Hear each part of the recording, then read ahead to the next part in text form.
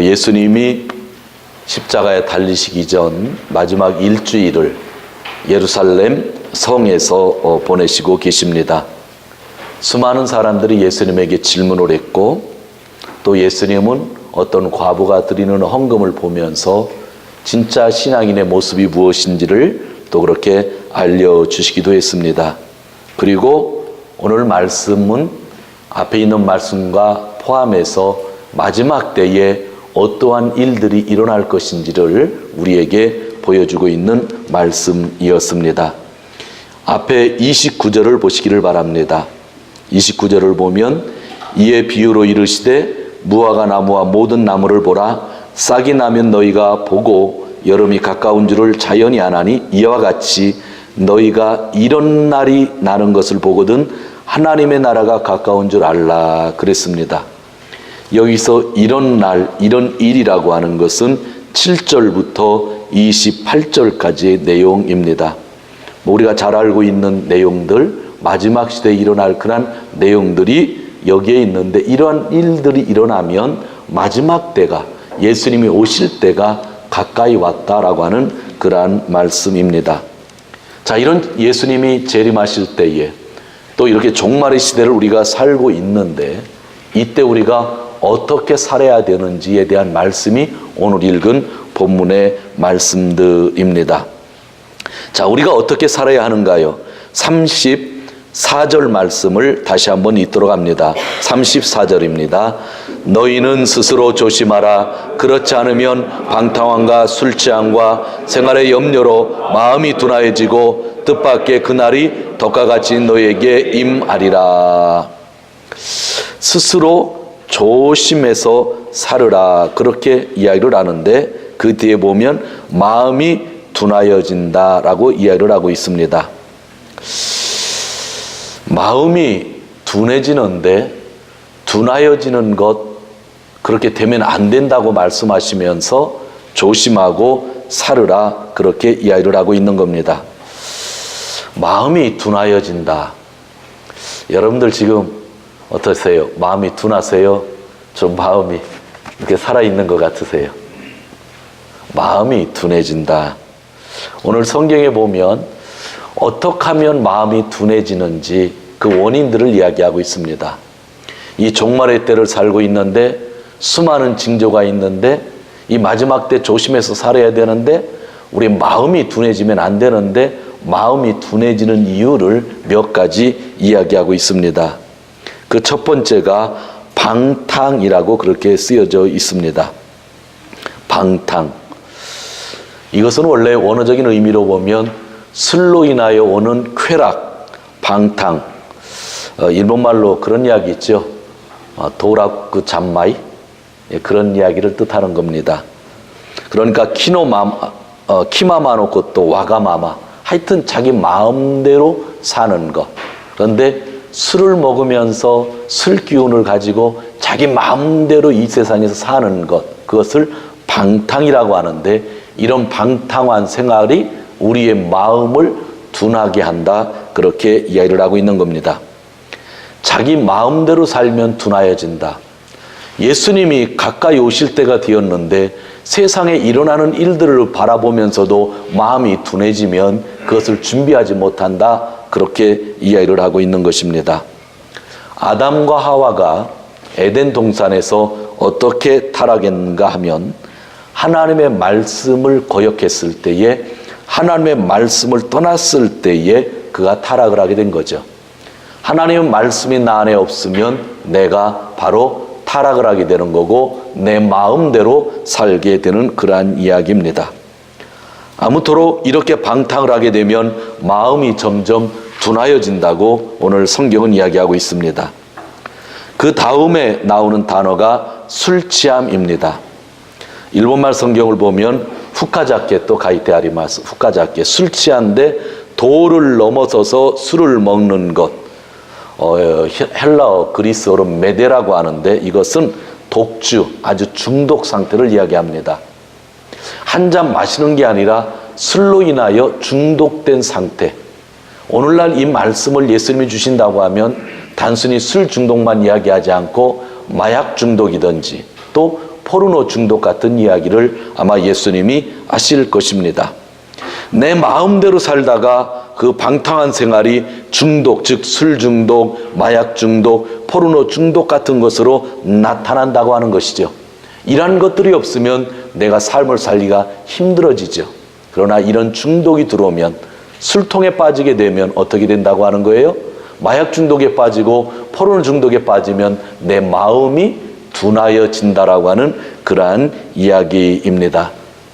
이 이야기를 들으면서 나는 중독에 빠지지 않았고 나는 방탕한 생활을 하지 않으니까 괜찮을지 몰라, 그렇게 생각할 수도 있겠죠.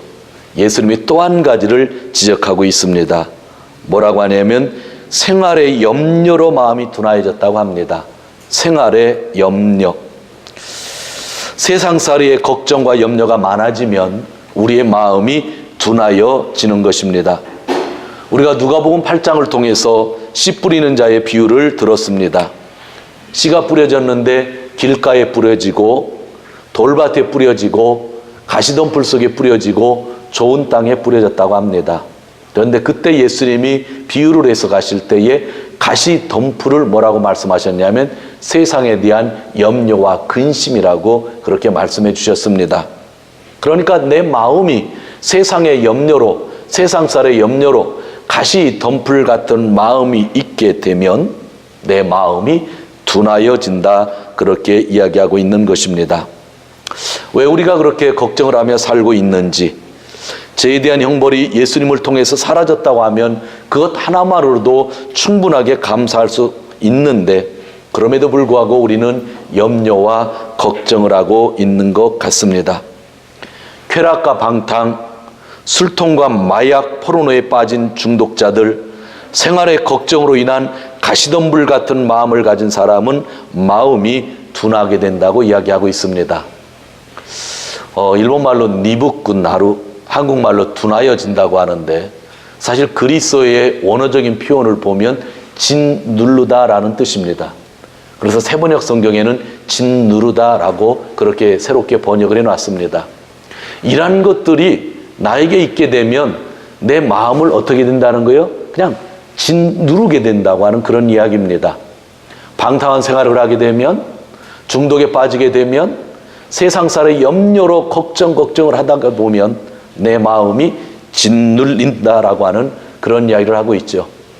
우리가 누가복음을 통해서 이미 말씀을 살펴보았지만 예수님은 억압받은 자에게, 억눌린 자들에게 해방을 주시기 위하여 이 세상에 오셨다고 하는데, 만약 우리가 예수님을 안다고 하면서도 나의 마음을 짓눌린 상태로 놓아둔다고 하면 그것은 우리는 어떤 의미로 보면 축복을 받으려고 하다가 축복과 멀리 떨어지는 삶을 살게 되는 것이 아닌가라고 하는 생각을 하게 됩니다.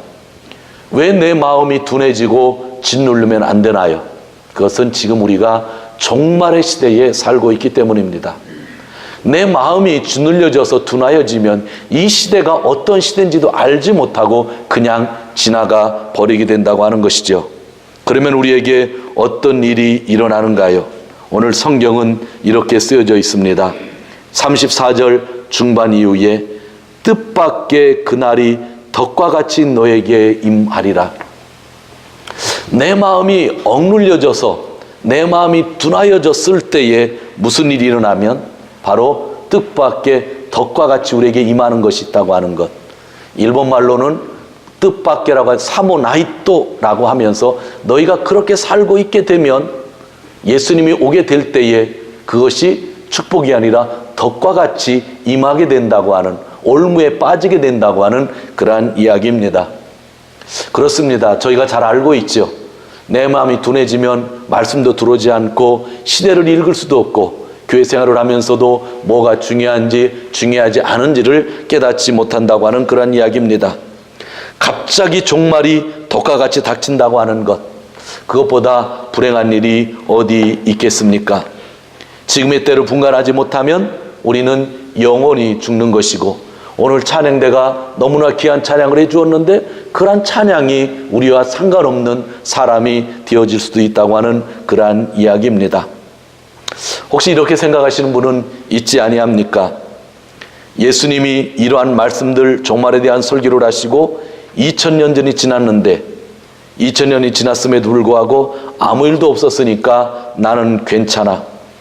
예수님은 하루가 1000년 같고 1000년이 하루 같은 분이시니 아직은 괜찮아. 그렇게 생각하시는 분이 혹시 있지 아니합니까? 여러분, 세대적인 종말이 아니라 개인적인 종말을 생각하셔야만 합니다. 여러분이 앞으로 50년 이상을 더 살 사람이 이 중에 어느 정도 있겠습니까?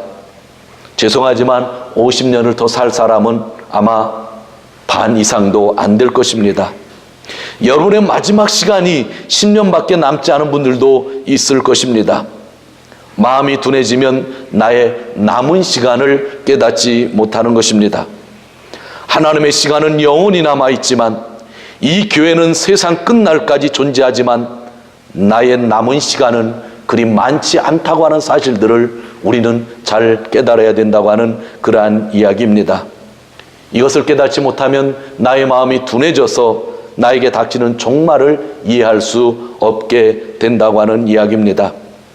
사랑하는 성도 여러분, 하늘나라에서 예수님을 배울 날이 우리 모두는 얼마 남지 않았습니다. 100년 뒤가 아니라 1000년 뒤가 아니라 몇십 년 안에 우리 모두는 예수님을 뵐 수 있게 될 것입니다. 지금 한국에서는 박근혜 대통령과 최순실 씨라는 사람 때문에 큰 혼란에 빠져 있는 것 같습니다. 참 부끄럽습니다. 국민을 부끄럽게 하는 대통령을 만나서 너무나 당황스럽기도 합니다. 최순실 씨의 아버지 고 최태민 씨는 어느 날 갑자기 자기가 목사라고 하면서 다녔던 사람입니다. 그리고 그가 만든 단체에 여러 교단의 목사들은 그 최태민과 함께 일을 하였습니다. 그 딸은 1994년 아버지가 죽고 나서 그 영향력을 계속 유지해 왔습니다. 요즘 매스컴에서 하는 이야기를 보면 그 딸은 호스트바를 자주 갔었고 방탕한 생활을 했으며 술통에 빠져 있었으며 가시덤불의 마음을 가지고 끝없이 돈을 모으려 했던 것 같습니다. 그러면서도 부족했는지 그는 종교 생활을 했습니다. 그런데 너무나 마음 아픈 것은 그 종교 생활을 교회에서 했다고 하는 이야기입니다. 지은 죄가 많아서 교회를 찾고 싶었을 것입니다. 그러나 그는 교회가 강조하는 기복주의에 빠져서 교회를 선택한 것이 아닌가라고 하는 생각도 들게 되는 것입니다. 기복신앙에 물든 일부의 교회는 그에게 천국 같은 곳이었을지 모릅니다. 박근혜 대통령은 기억상실증에 걸린 국민들이 만들었습니다. 그의 아버지가 한국 근대화와 경제 발전에 공이 있다고 일부의 국민들이 믿기 시작했습니다. 수많은 대통령들이 돈 문제로 법의 심판을 받을 때에 그에게는 그런 비리가 발견되지 않았다고 했습니다.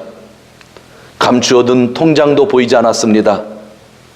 나쁜 일을 많이 한 독재자였지만 경제라는 논리로 그의 악한 행동들은 세탁되었고 국민들은 그 딸에게 보답을 했습니다. 국민들이 속은 것이지요. 국민들이 속은 것은 기득권을 지키려는 정치인, 경제인, 그리고 언론인들에게 속은 것이기도 합니다. 왜 그는 통장을 가지지 않고 이 세상을 떠날 수 있었을까요? 사실 그는 대한민국이 다 자기 것이라고 생각했기 때문입니다. 내 것이니까 통장을 만들어 돈을 빼놓을 필요가 없는 겁니다.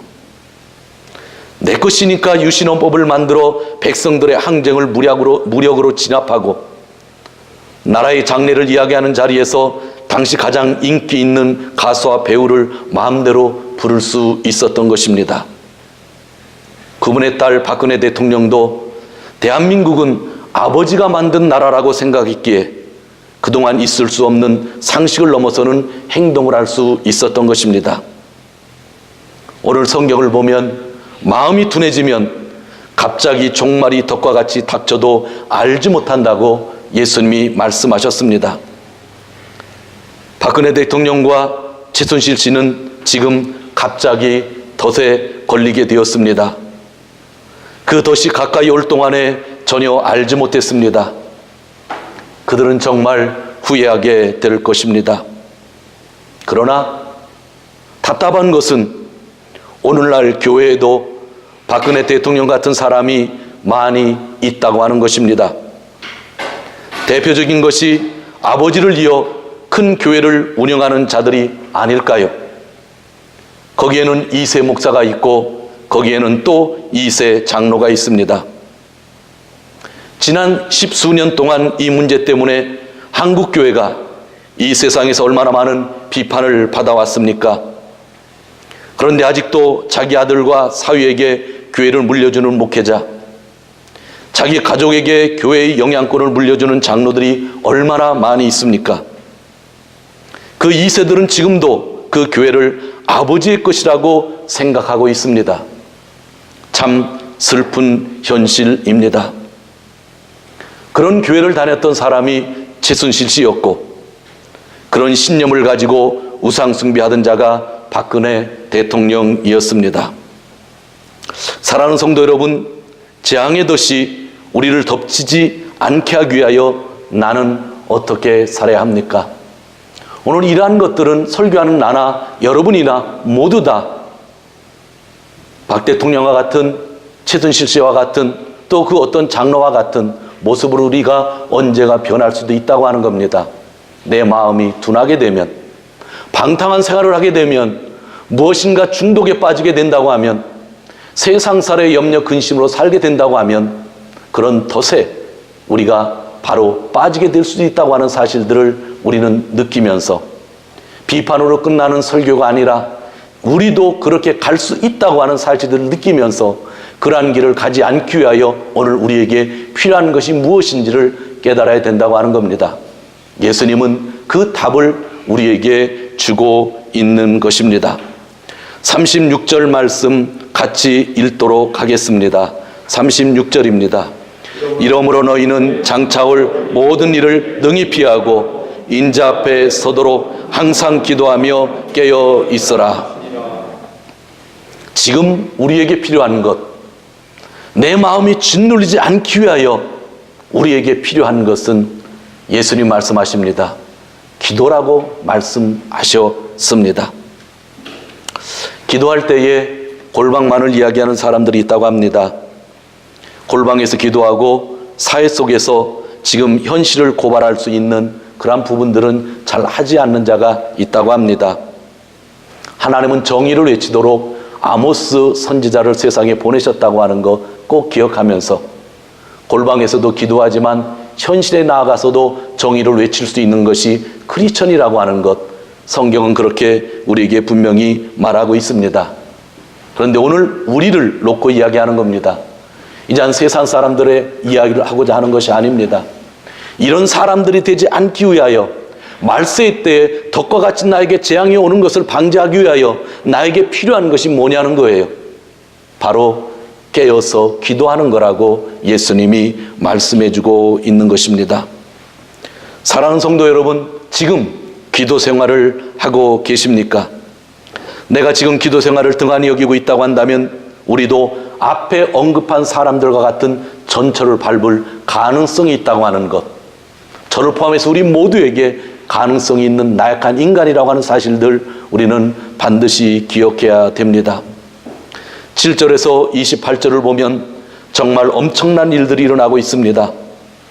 말세에 보면 8절에 속이는 자들이 나타날 것이고 9절에 보면 전쟁과 난리가 일어날 것이고 11절에 보면 큰 지진과 기근, 역병, 하늘로부터 무서운 일들이 일어날 것이고 12절을 보면 믿다가 박해받고 16절을 보면 순교당하고 24절을 보면 거룩한 곳에 이방인들이 와서 짓밟는다, 그렇게 이야기를 하고 있는 것입니다. 가짜 선지자들이 나타나는 시대에 우리는 살고 있는데 이러한 것들을 우리가 볼 수 없다고 한다면 마음이 둔해져서 우리는 이 세상에서 올바르게 살 수 없는 거죠. 그래서 깨어서 이런 현실들을 제대로 보면서 기도해야 된다고 예수님이 말씀해 주셨습니다. 정상적인 것이었고 모두 두려움에 떨 날이 오게 될 것이다. 그러기에 마음이 둔해지지 않도록 해야 하며 마음을 둔해지도록 하는 방탕, 중독된 생활, 세상살의 염려, 걱정들을 버려야 하는 것입니다. 그리고 우리에게 필요한 것은 깨어서 기도하는 것입니다. 지금 여러분의 삶 속에서 어려움 속에 있는 분들이 있을지 모르겠습니다. 이 어려움 속에서 그 어려움을 그대로 내어두고 여러분 힘으로 살려고 한다고 하면 여러분의 마음은 서서히 둔해지기 시작할 겁니다. 그러나 이 어려움 속에서도 내가 깨어 기도할 수 있다고 한다면 우리는 하나님이 오시는 것, 그분의 메시지를 온전히 발견할 수 있는 것입니다. 우리가 인자 앞에 서기 위하여 기도하면서 깨어 있어야 합니다. 요한계시록을 보면 하늘나라의 예배가 환상 속에서 보여지는데 지상에서 올라가는 것이 한 가지 있었습니다. 그 단 한 가지 지상에서 올라가는 것은 성도들의 기도였다고 요한계시록은 증거하고 있는 겁니다. 우리들의 기도만이 천상의 예배에 올라갈 수 있는 것입니다. 기도는 하늘과 이 세상을 연결해주는 그러한 통로이기도 합니다. 하늘나라에 서기 위하여 재림하시는 예수님 앞에 서기 위하여 우리에게 필요한 것은 기도 생활입니다. 진짜 우리가 형식적으로 신앙생활을 한다고 하면 우리도 후회할 수 있다고 하는 것, 우리는 이런 예수님의 말씀을 들으면서 마음에 담아야 합니다. 우상을 만드는 자는, 그리고 그것을 숭배하는 자는 우상과 똑같이 된다고 시편 135편 8절에서 하나님이 말씀해 주시고 계십니다. 우리의 마음이 둔하여지면 우리는 우상과 같이 변하여질 것입니다. 제가 기도를 이야기하는데 예수 믿지 않는 사람들이 하나님 앞에 기도를 할까요? 기도하지 않을까요? 하나님 앞에는 기도하지 않겠죠. 그런데 가끔은 아이고 하나님 하고 기도하는 분이 있을지 몰라요.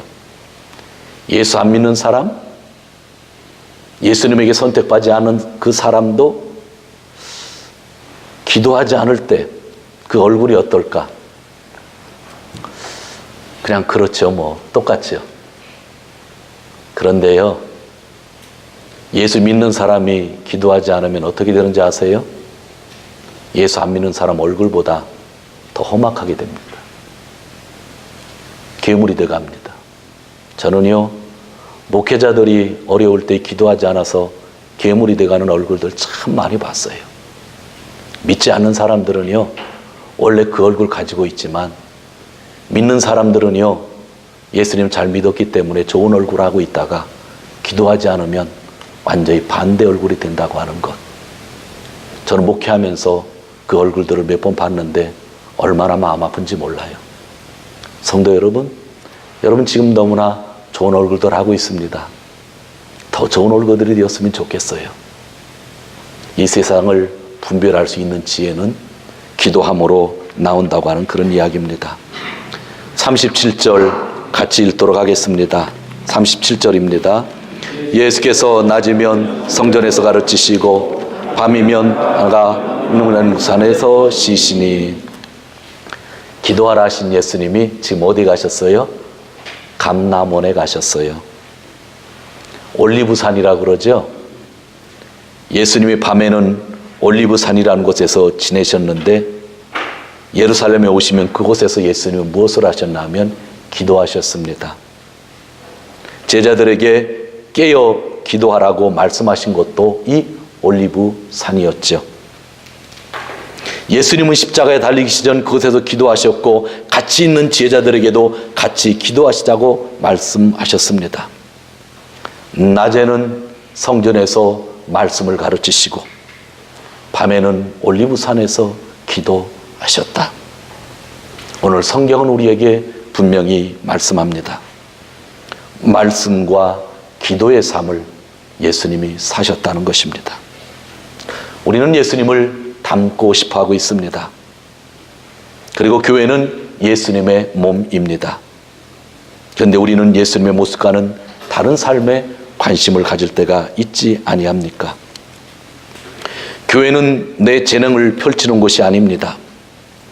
내 재능을 펼치는 곳은 여러분의 직장, 사회, 가정이어야 할 것입니다. 교회 안에서는 기득권을 가지려고 해서도 안 됩니다. 교회의 주인은 하나님이시며 우리는 그 어떤 것도 주장할 수 없습니다. 대한민국 헌법을 보면 나라의 주권은 국민에게 있다고 쓰여져 있습니다. 그러나 교회의 주권은 하나님에게 있는 것입니다.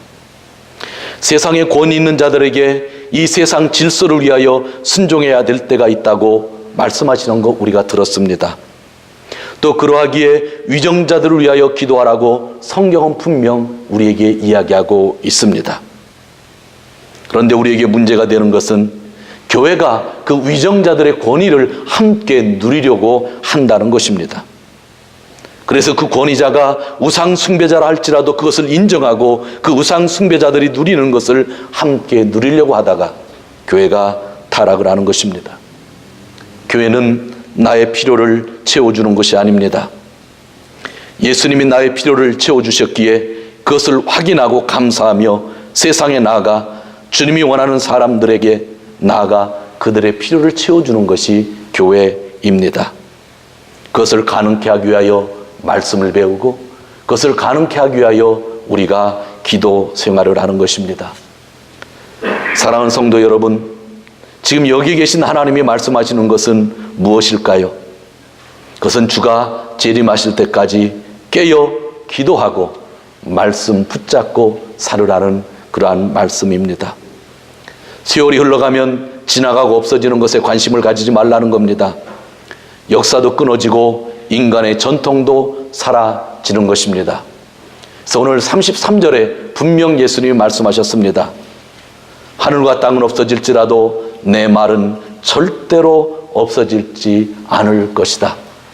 말씀 붙잡고 깨어 기도하라는 것이 이 시대를 사는 우리에게 주시는 예수님의 말씀이었습니다.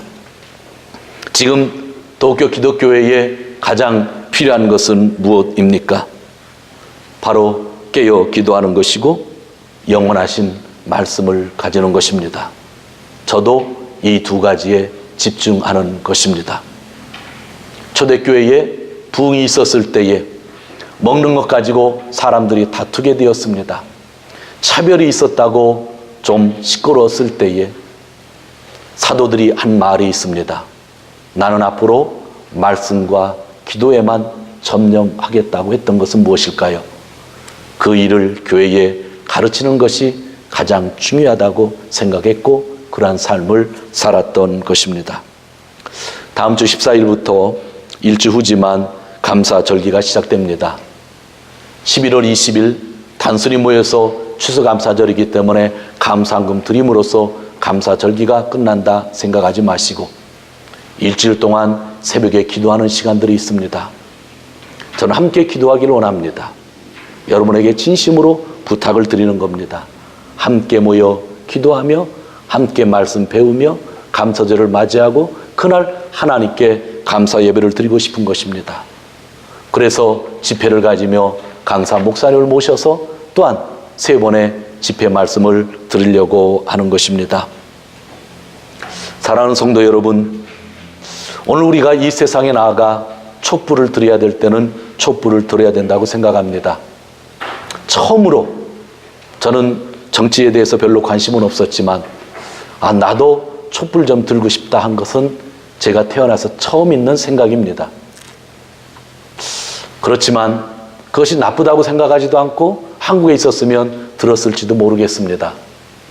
그러나 시대를 분간하지 못한다고 하면 그것은 더 큰 재앙을 우리에게 가져오기 때문에 지금 내 마음을 둔하게 하는 것들을 벗어버리고 깨어서 기도해야 된다고 하는 이 말씀이 우리에게 가장 필요하지 않나. 나라를 위해서 기도하고 한국과 일본을 위해서 기도하고 위정자들을 위해서 기도하고 촛불을 들고 안에서 기도해도 좋습니다. 내 마음이 둔해졌는지 안 둔해졌는지 살펴보면서 내가 하나님 말씀을 가지고 기준을 삼고 있는지 그렇지 않은지 나를 다시 한번 뒤돌아보면서 진짜 깨어 기도하는 저와 우리 도쿄 기독교의 모든 성도님들 되시기를 주님의 이름으로 축원드립니다. 기도하겠습니다. 아버지 하나님 감사합니다. 우리가 신앙생활을 한다고 하지만 어느 때는 다른 종교와 상관없는 종교생활을 할 때가 얼마나 많이 있는지 모릅니다. 종교생활을 하게 되면 마음이 둔하여지는 것, 오늘 예수님께서 분명히 말씀해 주셨습니다. 세상살의 염려가, 여러 가지 중독이, 방탕함이 우리의 마음을 짓누른다고 말씀해 주셨습니다. 우리는 하나님의 사랑을 받고 있고 예수 그리스도를 믿어서 그 보혈의 피로 씻음 받고 지금 십자가 앞에서 함께 성령의 인도함으로 예배를 드리고 있습니다. 이 시대를 우리가 읽을 수 있도록 우리의 마음이 깨어지게 하여 주시옵소서. 그러기 위해서 예수님께서는 더욱더 깨어 기도하라고 말씀해 주셨습니다. 기도할 때 너희가 필요한 것은 살아있는 말씀이라고 분명히 말씀해 주셨습니다. 사랑하는 아버지 하나님, 우리 도쿄 기독교 안에 있는 우리 모든 성도님들을 축복하여 주셔서 이 세상을 읽을 수 있는 귀한 종들 되게 하여 주시고 마지막 때를 잘 준비할 수 있는 종들 되게 하여 주시고 말세의 교회의 사명을 잘 간직할 수 있는 공동체 되게 하여 주시고 함께 기도할 수 있는 저희들 되어질 수 있도록 축복하여 주시옵소서. 감사합니다. 예수님의 이름으로 기도하옵나이다. 아멘.